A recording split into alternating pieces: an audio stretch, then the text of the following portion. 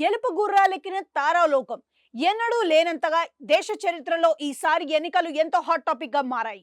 ప్రత్యేకించి సెలబ్రిటీలు ఎక్కువగా ఈసారి ఎన్నికల్లో కంటెస్ట్ చేయడం అంతటా చర్చనీయాంశంగా మారింది.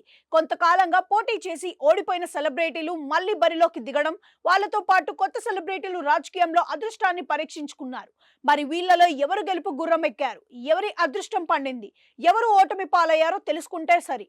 జనసేన అధినేత పవన్ కళ్యాణ్ గత ఎన్నికల్లో 2 చోట్ల పోటీ చేసి ఓడిపోయినా ఎక్కడ ఆత్మవిశ్వాసం కోల్పోకుండా ఈసారి బరిలోకి దిగిన సంగతి తెలిసిందే.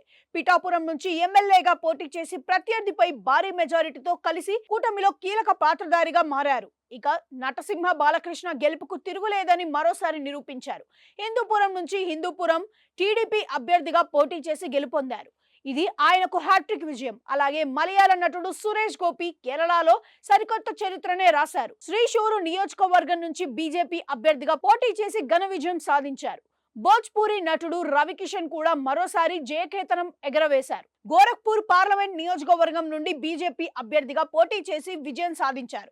ఎంపీగా విజయం సాధించడం రెండవసారి. అదే పరిశ్రమకు చెందిన మనోజ్ తివారీ కూడా ఈశాన్య ఢిల్లీ నియోజకవర్గం నుండి బీజేపీ అభ్యర్థిగా గెలిచారు. రామాయణం సీరియల్లో రాముడి పాత్రలతో ఫేమస్ అయిన అరుణ్ గోవిల్ బీజేపీ అభ్యర్థిగా మీరట్ నియోజకవర్గం నుంచి గెలిచారు. అలాగే బాలీవుడ్ సీరియల్ నటుడు శత్రుఘ్న సిన్హా పశ్చిమ బెంగాల్లోని అసన్సోల్ నియోజకవర్గం నుంచి టీఎంసీ అభ్యర్థిగా పోటీ చేసి విజయం సాధించారు.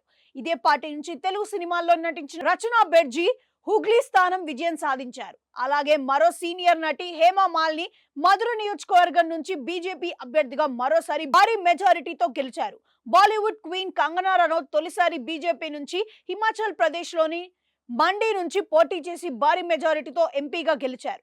తొలి ప్రయత్నంలోనే సక్సెస్ అవుతుందా లేదా అన్న అనుమానాలున్న అన్నిటినీ పట్టాపంచలు చేసింది. కన్నడ స్టార్ శివరాజ్ కుమార్ భార్య నిర్మాత గీతా శివరాజ్ కుమార్ షిమోగా నియోజకవర్గం నుండి కాంగ్రెస్ తరపున పోటీ చేసి ఓడిపోయారు.